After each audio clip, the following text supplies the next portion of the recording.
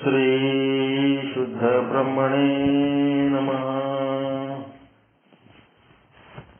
ಸಮಸ್ತ ಶುದ್ಧ ಬ್ರಹ್ಮ ಸ್ವರೂಪರೇ, ತಮ್ಮೆಲ್ಲರಿಗೂ ಅನಂತ ಅನಂತ ಪ್ರಣಾಮಗಳು. ಶ್ರೀ ವಿಚಾರ ಸಾಗರ ಸಾಧು ಶ್ರೀ ನಿಶ್ಚಲದಾಸ್ಜಿಯವರ ಕೃತಿ 5ನೇ ತರಂಗ, ಮಧ್ಯಮ ಅಧಿಕಾರಿ ಅದೃಷ್ಟಿಗೆ ಉಪದೇಶ ಮಾಡ್ತಾ ಇದ್ದಾರೆ. ಅದೃಷ್ಟಿಗೆ ಒಂದು ಸಂಶಯ ಉಂಟಾಗಿದೆ. ಗುರು ಮತ್ತು ವೇದ ಇವು ಸತ್ಯವೋ ಮಿಥ್ಯವೋ? ಬ್ರಹ್ಮ ಒಂದೇ ಸತ್ಯ ಅಂತ ಹೇಳಿರಿ, ಮತ್ತು ನಮಗ ಗುರುವನ್ನ ನಂಬ್ರಿ ಅಂತ ಹೇಳ್ತೀರಿ, ಶಾಸ್ತ್ರವನ್ನ ನಂಬ್ರಿ ಅಂತ ಹೇಳ್ತೀರಿ.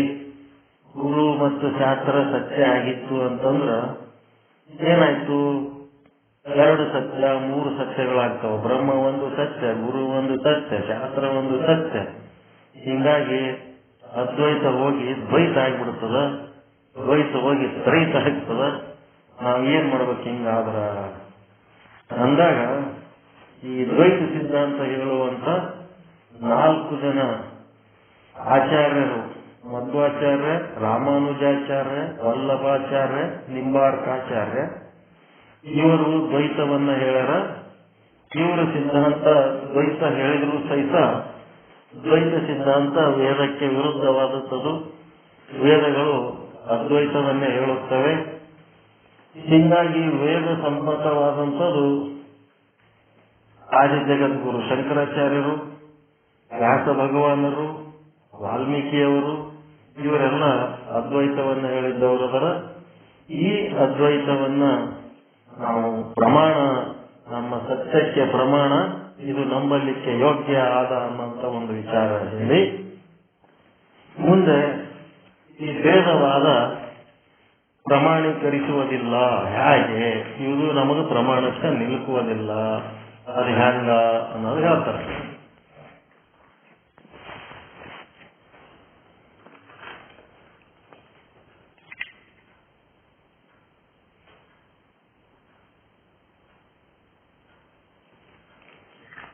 ಅದಕ್ಕೆ 215ನೇ ವಿಷಯಾಂಕ ಭೇದವಾದದ ಅಪ್ರಮಾಣತೆ. ಅಪ್ರಮಾಣತೆ ಅಂದ್ರೆ ಅಸತ್ಯತೆ, ಸುಳ್ಳಂತದ್ದು. ಇಲ್ಲ, ಅದು ಸರಿಯಲ್ಲ, ಸತ್ಯವಿಲ್ಲ ಅನ್ನೋದು ಹೇಳ್ತಾರ. ಭೇದವಾದದ ಅಪ್ರಮಾಣತೆ ಹೆಂಗ ಅಂದ್ರೆ, ವಾಲ್ಮೀಕಿ ಋಷಿ ವಚನ ವಿರುದ್ಧ ಭೇದವಾದ ಲಕ್ಕಿ ಸಕಲ ಅಶುದ್ಧ. ಏನ್ ಶಬ್ದಗಳು ನೋಡ್ರಿ ಇವೆಲ್ಲ. ವಾಲ್ಮೀಕಿ ಋಷಿಗಳು, ಮಹಾಮುನಿಗಳು ಹೇಳಿರುವ ವಚನಕ್ಕೆ, ವ್ಯಾಖ್ಯಾನಕ್ಕೆ ವಿರುದ್ಧ ಅಂದ್ರೆ ವಿರೋಧಿಯಾದ ಸಕಲ ಎಲ್ಲ ಭೇದವಾದ ಅಂದ್ರೆ ಜೀವ ಬ್ರಹ್ಮರ ಭೇದವನ್ನ ಪ್ರತಿಪಾದಿಸುವಂತವು ಅಶುದ್ಧ ದೋಷವುಳ್ಳವದವ ಅಂತ ಹೇಳಿ ಲಕ್ಕಿ ಅಂದ್ರೆ ತಿಳಿ. ವಾಲ್ಮೀಕಿಯವರು ಏನ್ ಹೇಳ್ಯಾರ? ಅದ್ವೈತವನ್ನ ಹೇಳ್ಯಾರ, ಅಭೇದವನ್ನ ಹೇಳ್ಯಾರ. ಆ ವಾಲ್ಮೀಕಿಗೆ ವಿರುದ್ಧವಾದಂತ ವಿಚಾರಗಳು, ಭೇದವಾದಗಳು ಏನದವ? ಜೀವ ಬ್ರಹ್ಮರ ಭೇದ, ಜೀವ ಜಗತ್ತಿನ ಭೇದ, ಜೀವರ ಭೇದ, ಎಲ್ಲ ಭೇದಗಳು ಏನದವ ಅಂದ್ರೆ ಅಶುದ್ಧವಾದದ್ದು ಮತ್ತೆ ದೋಷವುಳ್ಳದ್ದು. ವಾಲ್ಮೀಕಿ ಋಷಿ 11ನೇ ದೋಹ ಇದು. ವಾಲ್ಮೀಕಿ ಋಷಿ ವಚನ ವಿರುದ್ಧ ಭೇದವಾದ ಲಕ್ಕಿ ಸಕಲ ಅಶುದ್ಧ. ಲಕ್ಕಿ ಅಂದ್ರೆ ತಿಳಿ ಅಂತ. ಅವರು ಅದ್ವೈತ ಏನ್ ಹೇಳ್ಯಾರ, ಉಳಿದವರೆಲ್ಲ ಏನ ದ್ವೈತ ಹೇಳ್ಯಾರ, ಅವೆಲ್ಲ ಅಶುದ್ಧ ಅಂತ ತಿಳ್ಕೊರಪ್ಪ. ಸರ್ವ ಪ್ರಕರಣಗಳ ಭಾವವು ಈ ಪ್ರಕಾರವಿರುತ್ತದೆ. ಏನಪ್ಪಾ ಅಂದ್ರೆ ಪ್ರಕರಣ ಗ್ರಂಥ ಅಂದ್ರೆ ಅದ್ವೈತ ಗ್ರಂಥ. ವ್ಯಾಸ ಭಗವಂತನು ಪುರಾಣದಲ್ಲಿ ಹೇಳಿದ್ದೇನೆಂದರೆ ಏನ್ ಹೇಳೋಣ? ನಾನು ಯಾವಾಗ ಕಲಿಯುಗದಲ್ಲಿ ವೇದದ ಅರ್ಥವನ್ನ ನಾನಾ ಪ್ರಕಾರವಾಗಿ ಮಾಡುವರೋ ಆವಾಗ ದಯಾವಂತನಾದ ಶಿವನು ಶ್ರೀ ಶಂಕರನೆಂಬ ಹೆಸರನ್ನು ಧರಿಸಿ ಅವತಾರ ತೆಗೆದುಕೊಂಡು ದೇವನದಿಯಾದ ಗಂಗಾ ನದಿಯ ಮಧ್ಯದಿಂದ ಶ್ರೀ ಬದರಿನಾಥದ ಮೂರ್ತಿಯನ್ನು ಹೊರತೆಗೆದು ಸ್ವಸ್ಥಾನದಲ್ಲಿ ಸ್ಥಾಪಿಸಿ ಜೈನ ಬೌದ್ಧ ಮತಗಳನ್ನು ಖಂಡಿಸುವನು ಮತ್ತು ವೇದಗಳಿಗೆ ಯಥಾರ್ಥವಾದ ವ್ಯಾಖ್ಯಾನವನ್ನು ಮಾಡುವನು. ನೋಡ್ರಿ, ಶಂಕರಾಚಾರ್ಯರ ಬಗ್ಗೆ 5,000 ವರ್ಷಗಳ ಹಿಂದೆ ಇವರು ಬರೆದಿಟ್ಟು ಹೋಗ್ಯಾರ. ಯಾರು? ವ್ಯಾಸ ಮಹರ್ಷಿಗಳು ದ್ವಾಪರ ಯುಗದಲ್ಲೇ ಬರ್ದಾರ. ಮುಂದೆ ಕಲಿಯುಗದಾಗ ಏನಾಗ್ತದ ಅಂತೇಳಿ ಶಂಕರಾಚಾರ್ಯರು ಹುಟ್ಟಿ ಬರ್ತಾರ ಅನ್ನೋದು ಬರ್ದಾರ. ಅದೇ ಬರ್ದಾರ ಪುರಾಣದಾಗ. ಏನು? ಸರ್ವ ಪ್ರಕರಣಗಳ ಭಾವವು ಈ ಪ್ರಕಾರವಿರುತ್ತದೆ. ವ್ಯಾಸ ಭಗವಂತನು ಪುರಾಣದಲ್ಲಿ ಹೇಳಿದ್ದೇನೆಂದರೆ, ಯಾವಾಗ ಕಲಿಯುಗದಲ್ಲಿ ವೇದದ ಅರ್ಥವನ್ನು ನಾನಾ ಪ್ರಕಾರ ಮಾಡುವರೋ, ವೇದಗಳನ್ನ ನಾನಾ ರೀತಿ ಅರ್ಥ ಮಾಡೋರು ಹುಟ್ಕೋತಾರ ಮುಂದ. ಅಂತ ಸಮಯದಲ್ಲಿ ವೇದದ ಯಥಾರ್ಥ ಜ್ಞಾನಕ್ಕೆ ನಷ್ಟ ಆಗ್ತದೆ. ಅದಕ್ಕೆ ಆ ಸಮಯದಲ್ಲಿ ದಯಾವಂತನಾದ ಶಿವನು, ಈಶ್ವರನೇ ಏನ್ ಮಾಡ್ತಾನ, ಶ್ರೀ ಶಂಕರರೆಂಬ ಹೆಸರನ್ನು ಧರಿಸಿ ಅವತಾರ ತೆಗೆದುಕೊಂಡು ದೇವ ನದಿಯಾದ ಗಂಗಾ ನದಿಯ ಮಧ್ಯದಿಂದ ಶ್ರೀ ಬದರಿನಾಥದ ಮೂರ್ತಿಯನ್ನು ಹೊರತೆಗೆದು ಸ್ವಸ್ಥಾನದಲ್ಲಿ ಸ್ಥಾಪಿಸಿ ಜೈನ ಬೌದ್ಧ ಮತಗಳನ್ನು ಖಂಡಿಸುವನು ಮತ್ತು ವೇದಗಳಿಗೆ ಯಥಾರ್ಥ ವ್ಯಾಖ್ಯಾನವನ್ನು ಕೊಡುತ್ತಾನೆ ಅಂತ ಹೇಳಿ. ಈ ಜೈನ ಮತ ಏನದಂದ್ರ, ಇದು ಲಿಂಗಾಂಗ ಅಂತರ್ಗತವಾದ ಆತ್ಮವನ್ನು ಒಪ್ಪುತ್ತಾರ. ಆದ್ರ ಬ್ರಹ್ಮಾಂಡದಲ್ಲಿರುವಂತ ಬ್ರಹ್ಮವನ್ನು ಒಪ್ಪಲ್ಲ. ಜೈನರು ಅವ್ರು ಏನಿದ್ರು ಆತ್ಮ ಒಂದೇ ಒಪ್ತಾರ, ಪರಮಾತ್ಮಗೆ ಒಪ್ಪಂಗಿಲ್ಲ. ಅವರು ಜೀವ ಒಂದೇ ಒಪ್ತಾರ, ಬ್ರಹ್ಮನನ್ನು ಒಪ್ಪಂಗಿಲ್ಲ. ಇವರು ಯಾರು? ಬೌದ್ಧ ಮತದವರು ಆತ್ಮನು ಒಪ್ಪಲ್ಲ, ಪರಮಾತ್ಮನು ಒಪ್ಪಲ್ಲ, ಎರಡೂ ಒಪ್ಪಲ್ಲ.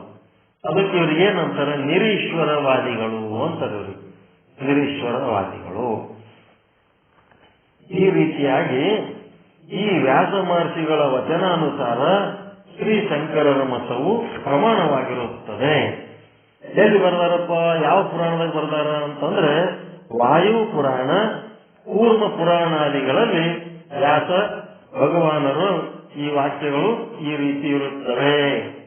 ವಾಯು ಪುರಾಣ ಮತ್ತು ಕೂರ್ಮ ಪುರಾಣ. ಕೂರ್ಮ ಅಂದ್ರೆ ಯಾವ್ದ್ರಿ? ಆಮೆ. ವಾಯು ಪುರಾಣ ಮತ್ತು ಕೂರ್ಮ ಪುರಾಣಗಳಲ್ಲಿ ವ್ಯಾಸ ಭಗವಾನರು ಈ ಪ್ರಕಾರವಾಗಿ ಹೇಳಿರ್ತಾರೆ.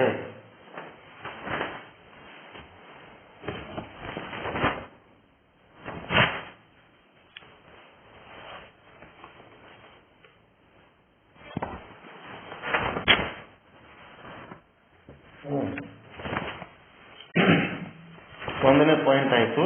ವ್ಯಾಸ ಮಹರ್ಷಿಗಳ ವಚನಾನುಸಾರವಾಗಿ ಈ ಮತ ಪ್ರಮಾಣವಾಗಿರುತ್ತದೆ. ಮಧ್ವಾದಿಗಳ ಭೇದ ಮತವು ಅಪ್ರಮಾಣವಿರುತ್ತದೆ. ಮಧ್ವಾಚಾರ್ಯರ ಭೇದ ಮತ ಅಪ್ರಮಾಣವಿರುತ್ತದೆ.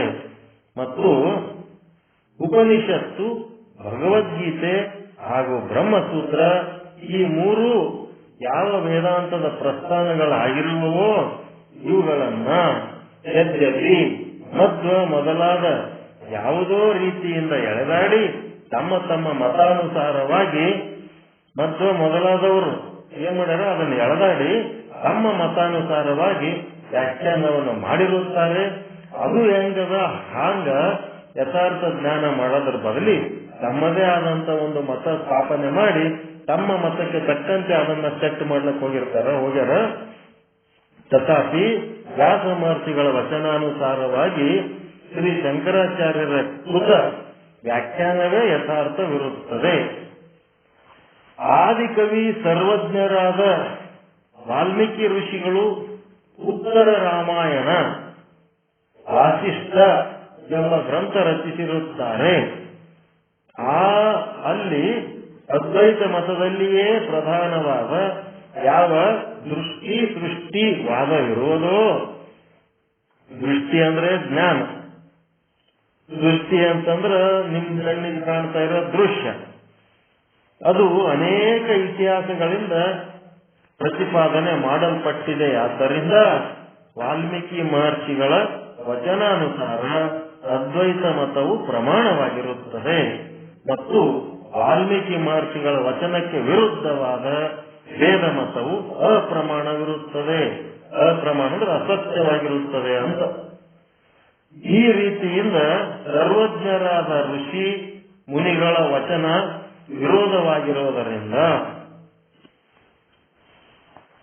ಋಷಿ ಮುನಿಗಳ ವಚನಕ್ಕೆ ವಿರೋಧವಾಗಿರುವುದರಿಂದ ವೇದವಾದವು ಅಪ್ರಮಾಣವೆಂದು ಹೇಳಲ್ಪಟ್ಟಿತು. ಮತ್ತು ಯುಕ್ತಿಯಿಂದಲೂ ಕೂಡ ವೇದವಾದವು ವಿರುದ್ಧವಿರುತ್ತದೆ ಎಂಬುದನ್ನ ಖಂಡನ ಮೊದಲಾದ ಗ್ರಂಥಗಳಲ್ಲಿ ಶ್ರೀ ಹರ್ಷ ಮಿಶ್ರಾಚಾರ್ಯ ಮೊದಲಾದವರು ಪ್ರತಿಪಾದನೆ ಮಾಡಿರುತ್ತಾರೆ. ಯುಕ್ತಿಯು ಕಠಿಣವಿರುತ್ತದೆ. ಆದ್ದರಿಂದ ವೇದ ಮತದ ಖಂಡನವನ್ನು ಇಲ್ಲಿ ಬರೆದಿರುವುದಿಲ್ಲ. ವೇದವಾದದ ಖಂಡನೆ ಮಾಡಿ ಅದಕ್ಕೆ ಸಂಬಂಧಪಟ್ಟ ಸಾಹಿತ್ಯವನ್ನ ಇಲ್ಲಿ ಹೇಳ್ಬೇಕಂದ್ರ ಇಲ್ಲಿ ಏನಾಗ್ಲಿಕ್ಕತ್ತದ, ಅದು ವಿಷಯ ಬಹಳ ಕಠಿಣವಾದ ವಿಷಯ, ಜನರಲ್ ಆಗಿ ತಿಳಿಯಂಗಿಲ್ಲ ಅನ್ನೋದಕ್ಕೆ ಅದು ಇಲ್ಲಿ ಬರೋದಿಲ್ಲ ಅಂತ. ಹೀಗಾಗಿ ಈ ವೇದವಾದದ ಅಪ್ರಮಾಣತೆ ಅನ್ನೋದು ಇವತ್ತಿನ ಈ ಒಂದು ವಿಷಯಾಂಕದ ವಿಚಾರ. ಇದರೊಳಗ ವಾಲ್ಮೀಕಿಯವರು ಬರೆದದ್ದು ಪ್ರಮಾಣ, ವಾಲ್ಮೀಕಿಯವರ ವಿಚಾರಕ್ಕೆ ವಿರುದ್ಧವಾಗಿ ಬರೆದಂತ ಏನು ಭೇದವಾದಗಳದವಲ್ಲ, ಮಧ್ವಾದಿಗಳ ಭೇದವಾದಗಳು ಅವೆಲ್ಲ ಅಪ್ರಮಾಣವಿರುತ್ತವೆ. ಮತ್ತೆ ಉಪನಿಷತ್ತು, ಭಗವದ್ಗೀತೆ ಮತ್ತು ಬ್ರಹ್ಮಸೂತ್ರ ಈ ಪ್ರಸ್ಥಾನತ್ರಯಗಳಿಂದವಲ್ಲ, ಇವುಗಳಿಗಿಂತ ಅವ್ರೇನ್ ಮಾಡ್ಯಾರ, ಇವೆಲ್ಲವೂ ಏನ್ ಹೇಳ್ತಾವ, ಬ್ರಹ್ಮಸೂತ್ರ, ಭಗವದ್ಗೀತೆ, ವೇದಾಂತ ಇವೆಲ್ಲವೂ ಸೇರಿ ಅದ್ವೈತವನ್ನ ಹೇಳ್ತಾವ. ಆದ್ರೆ ಇವ್ರೇನ್ ಮಾಡ್ಯಾರ, ತಮ್ಮ ದ್ವೈತಕ್ಕೆ ಅದಕ್ಕೆ ಸೆಟ್ ಮಾಡ್ಯಾರ. ಮತ್ತು ಮೊದಲಾದವರು ಈ ರೀತಿಯಿಂದ ಎಳೆದಾಡಿ ತಮ್ಮ ಮತಾನುಸಾರ ವ್ಯಾಖ್ಯಾನ ಮಾಡಿರುತ್ತಾರೆ. ತಥಾಪಿ ವ್ಯಾಸ ಮಹರ್ಷಿಗಳ ವಚನಾನುಸಾರ ಶ್ರೀ ಶಂಕರಾಚಾರ್ಯರ ಕೃತ್ಯವೇ ಯಥಾರ್ಥವಿರುತ್ತದೆ. ಯಾರ್ಯಾರು? ಒಂದು ವ್ಯಾಸ, ಎರಡನೇದು ಶಂಕರಾಚಾರ್ಯ. ವ್ಯಾಸ, ಶಂಕರ ಮತ್ತು ಮೂರನೇದ್ದೇನು ವಾಲ್ಮೀಕಿ. ಆದಿಕವಿ ಸರ್ವಜ್ಞರಾದ ವಾಲ್ಮೀಕಿ ಋಷಿಗಳು ಅದೇ ಯೋಗ ವಾಸಿಷ್ಠ ಉತ್ತರ ರಾಮಾಯಣವೆಂಬ ಗ್ರಂಥವನ್ನು ರಚಿಸಿರುತ್ತಾರೆ. ಅದರಲ್ಲಿ ಅದ್ವೈತ ಮತದಲ್ಲಿಯೇ ಪ್ರಧಾನವಾದ ಯಾವ ದೃಷ್ಟಿ ಸೃಷ್ಟಿ ವಾದವಿರುವುದೋ, ದೃಷ್ಟಿ ಅಂದ್ರೆ ಜ್ಞಾನ, ಯಥಾ ಜ್ಞಾನ ಯಥಾ ದೃಷ್ಟಿ ತಥಾ ಸೃಷ್ಟಿ. ಜ್ಞಾನ ದೃಷ್ಟಿಯಿಂದ ನೋಡಿದ್ರೆ ಎಲ್ಲವೂ ಅಖಂಡವಾಗಿ ಕಾಣಿಸ್ತದೆ. ಅಜ್ಞಾನ ದೃಷ್ಟಿಯಿಂದ ನೋಡಿದ್ರೆ ಒಡಗೆ ಬೇರೆ ಕಾಣಿಸ್ತದೆ, ಕೋಳಿ ಬೇರೆ ಕಾಣಿಸ್ತದೆ. ಜ್ಞಾನ ದೃಷ್ಟಿಯಿಂದ ನೋಡಿದ್ರೆ ಕೋಡಗ ಕೋಳಿ ಎರಡು ಒಂದೇ ಇರ್ತದೆ. ಹಂಗಾಯ್ತು. ಅದಕ್ಕೆ ಅಲ್ಲಿ ಅದು ಅನೇಕ ಇತಿಹಾಸಗಳಿಂದ ಅದಕ್ಕೆಲ್ಲ ಸಾಕಷ್ಟು ಸಪೋರ್ಟ್ ಕೊಟ್ಟಾರ ಅವ್ರ ಇದ್ರೊಳಗ ಸಾಹಿತ್ಯಕ್ಕೆ. ಹಿಂಗಾಗಿ ಪ್ರತಿಪಾದನೆ ಮಾಡಿರೋ ಸುಮ್ಮನೆ ಹಂಗೆ ಬರದಿಲ್ಲ, ಅವರು ಭಯಂಕರ ಆಧಾರಗಳಿಟ್ಟು ಬರ್ದಾರ. ವಾಲ್ಮೀಕಿ ಮಹರ್ಷಿಗಳ ವಚನಾನುಸಾರವಾಗಿ ಅದ್ವೈತ ಮತವು ಪ್ರಮಾಣವಾಗಿರುತ್ತದೆ ಮತ್ತು ವಾಲ್ಮೀಕಿ ಮಹರ್ಷಿಗಳ ವಚನಕ್ಕೆ ವಿರುದ್ಧವಾದ ವೇದ ಮತ ಅಪ್ರಮಾಣವಿರುತ್ತದೆ. ಈ ರೀತಿಯಿಂದ ಸರ್ವಜ್ಞರಾದ ಋಷಿ ಮುನಿ ಇವರಿಗೆ ವಿರುದ್ಧವಾಗಿ ಯಾರು ಭೇದವಾದ ಬರೆದಾರ ಅದೆಲ್ಲ ಅಪ್ರಮಾಣ ಇರುತ್ತದೆ. ಅವರು ಭೇದವಾದ ವಿರುದ್ಧ, ಇದು ವಿರುದ್ಧ ಆದ ಅಂತೇಳಿ ಖಂಡನ ಅಂತ ಒಂದು ಗ್ರಂಥ, ಮತ್ತೆ ಶ್ರೀ ಹರ್ಷ ಮಿಶ್ರಾಚಾರ್ಯ ಮೊದಲಾದವರು ಪ್ರತಿಪಾದನೆ ಮಾಡಿದ್ದಾರೆ. ಅದನ್ನು ಓದ್ಯಾರ, ಇದನ್ನು ಓದ್ಯಾರ, ಎರಡೂ ಓದಿ ಇದು ಭೇದವಾದ ಏನದಲ್ಲ ಅದು ಅಪ್ರಮಾಣ ಅಂತ ಹೇಳಿ ಅವ್ರೇನ್ ಮಾಡ್ಯಾರ, ಪ್ರತಿಪಾದನೆ ಮಾಡ್ಯಾರ. ಶ್ರೀ ಹರ್ಷ ಮಿಶ್ರಾಚಾರ್ಯ ಅಂತ ಹೇಳಿ ಅವರು ಮಾಡಿದ ಯುಕ್ತಿ ಭಯಂಕರ ಕಠಿಣವಾಗಿರುವುದರಿಂದ ಅದನ್ನ ಇಲ್ಲಿ ಮತ್ತೆ ನಾವು ಬರಲಿಲ್ಲ ಅಂತ ಹೇಳಿದ್ರು. ಇವರು ವ್ಯಾಸ ಮಹರ್ಷಿಗಳು ಯಾವ ಪುರಾಣದಾಗ ಬರ್ತಾರಂದ್ರೆ ವಾಯು ಪುರಾಣ ಮತ್ತು ಕೂರ್ಮ ಪುರಾಣಗಳಲ್ಲಿ ಈ ಒಂದು ಶಂಕರಾಚಾರ್ಯರು ಮತ್ತೆ ಹುಟ್ಟಿ ಬಂದು ವೇದಗಳಿಗೆ ಯಥಾರ್ಥ ಜ್ಞಾನವನ್ನು ಹೇಳ್ತಾರೆ. ವೇದಗಳಿಗೆ ವಿರುದ್ಧವಾಗಿ ಹೇಳೋರಿಗೆ ಓಡಿಸಿಬಿಟ್ರು ಅಂತೇಳಿ ಯಾರ್ಯಾರಿಗೆ, ಮಧ್ವ, ರಾಮಾನುಜ, ವಲ್ಲಭ, ನಿಂಬಾರ್ಕ ಮತ್ತು ಬೌದ್ಧ, ಜೈನ ಇಷ್ಟು ಮಂದಿಗೆ ಎದುರು ಹಾಕೊಂಡರು. ಶಂಕರಾಚಾರ್ಯರು ಎದುರು ಹಾಕೊಂಡು ಈ ತತ್ವಜ್ಞಾನ ಪ್ರತಿಪಾದನೆ ಮಾಡ್ಯಾರ. ಅದೇನಾಗ್ತದ, ಕಾಲ ಕಾಲಕ್ಕೆ ಮತ್ತೆ ಅವು ಹೆಚ್ಚಾಗ್ತವ, ಹೆಚ್ಚಾದ ಕೂಡಲೇ ಮತ್ತೆ ಹುಟ್ಟಿ ಬರ್ತಾವ. ಮತ್ತೆ ಹೆಚ್ಚಾಯ್ತು ಯಾರ ಕಾಲಕ್ಕ? ರಾಮಕೃಷ್ಣ ಪರಮಹಂಸರ ಕಾಲಕ್ಕೆ ಮತ್ತೆ ಹೆಚ್ಚಾಯ್ತು ಅವರೊಂದು ಪ್ರಭಾವ. ಹೆಚ್ಚಾಗಿದ್ದಕ್ಕೆ ಮತ್ತೆ ಸ್ವಾಮಿ ವಿವೇಕಾನಂದ ಹುಟ್ಟಿ ಬಂದು ಮತ್ತೆ ಈ ಅದ್ವೈತ ತತ್ವವನ್ನ ಅವರು ಪ್ರತಿಪಾದನೆ ಮಾಡಿ ಮತ್ತೆ ಜಗತ್ತಿಗೆ ಈ ಒಂದು ವಿನಾಶದ ಅಂಚಿನಲ್ಲಿರುವ ಅದ್ವೈತ ತತ್ವದ ವಿಚಾರಧಾರೆಯನ್ನ ಮತ್ತೆ ಅವರು ಉದ್ಧಾರ ಮಾಡಿದ್ರು. ಈಗ ಯಾರು ಅಳ್ಳಾಡ್ಸಕ್ ಬರ್ಲಾರ್ದಷ್ಟು ಗಟ್ಟಿಮುಟ್ಟ ಆಗ್ಬಿಟ್ಟಾರ ಅದ್ವೈತಿಗಳು. ಅಂತ ಒಂದು ಸ್ಥಿತಿ ಇವರಿಗೆ ಪ್ರಾಪ್ತಿಯಾಗ್ಯದ. ಮುಂದೆ ಭೇದ ಇವತ್ತಿನ ವಿಚಾರ ಏನಂದ್ರೆ ಭೇದವಾದದ ಅಪ್ರಮಾಣತೆ. ಈ ಭೇದ ಏನ್ ಹೇಳ್ತಾರ, ಇದು ಸುಳ್ಳು ಅಂತ ಹೇಳಿ. ಸುಳ್ಳು ತಿಳಿದ್ಮೇಲೆ ಏನಾಯ್ತು, ಅಕ್ಕಿ ಅದನ್ನು ಮಾಡೋದು. ಯಾವುದು ಸತ್ಯ, ಯಾವುದು ನಿತ್ಯ. ಅದ್ವೈತ ಸತ್ಯ, ದ್ವೈತ ಮಿಥ್ಯ ಅನ್ನೋದು ಇದು ವಿವೇಕ ಜಾಗೃತಿ ಆಯ್ತು. ಈಗ ಯಾರು ಹೇಳ್ಯಾರ ದ್ವೈತವನ್ನ ಯಾರು ಹೇಳ್ಯಾರ ಇದನ್ನೆಲ್ಲ ತಿಳ್ಕೊಂಡ್ಮೇಲೆ ಈಗ ನಿಮ್ಮೊಳಗ ಒಂದು ವಿವೇಕ ಜಾಗೃತಿ ಆಯ್ತು. ವಿವೇಕ ಜಾಗೃತಿಯಾಗಿ ಅಕ್ಕಿ ಮತ್ತು ಕಲ್ಲು ಎರಡು ಬೇರ್ಪಡಿಸುವ ವಿಚಾರ ತಿಳಿಯಿತು. ಈಗೇನ್ ಮಾಡ್ಬೇಕು, ಕಲ್ಲು ಸಿದ್ಧಾಗಿ ಹೋಗಿಬೇಕಲ್ಲ. ಅದಕ್ಕೆ ಭೇದವಾದ ತಿರಸ್ಕಾರ, ಎಷ್ಟು ಸ್ಟೆಪ್. ಇದಕ್ಕೇನಂತಾರ, ವೈರಾಗ್ಯ ಅಂತಾರ. ಬೇರ್ಪಡಿಸಿ ತಿಳಿದುಕೊಳ್ಳುವುದು ವಿವೇಕ. ಮತ್ತೆ ಯಾವುದು ಅಸತ್ಯವಾಗಿದೆಯೋ ಅದನ್ನು ತಿರಸ್ಕರಿಸುವುದು ವೈರಾಗ್ಯ. ಇಷ್ಟೇ. ಈ ವೈರಾಗ್ಯದ ವಿಷಯ ಮತ್ತೆ ನಾಳೆ ಹೇಳೋಣ. ಇವತ್ತು ಹೇಳಿದ ಪಾಠ ಸರಿ ಹೋಯ್ತಾ? ಏನಾದ್ರು ತಕರಾರುಗಳಿದ್ರೆ ಹೇಳಬಹುದು.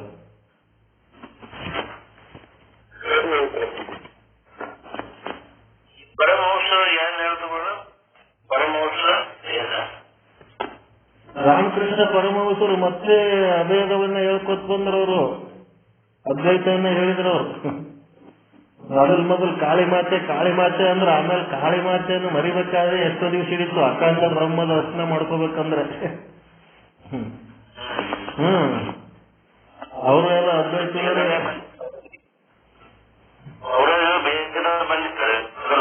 ಏನ್ರಿ, ಭೇದವಾದಿಗಳ ಪ್ರಭಾವ ಜಾಸ್ತಿ ಆದ ಕೂಡಲೇ ಅಭೇದವಾದಿಗಳ ಒಬ್ಬರು ಮಹಾತ್ಮರು ಹುಟ್ಟಿ ಬರ್ತಾರ, ಬಂದು ಮತ್ತೆ ಅದನ್ನ ಅಟೆಂಡ್ ಮಾಡ್ತಾರೆ.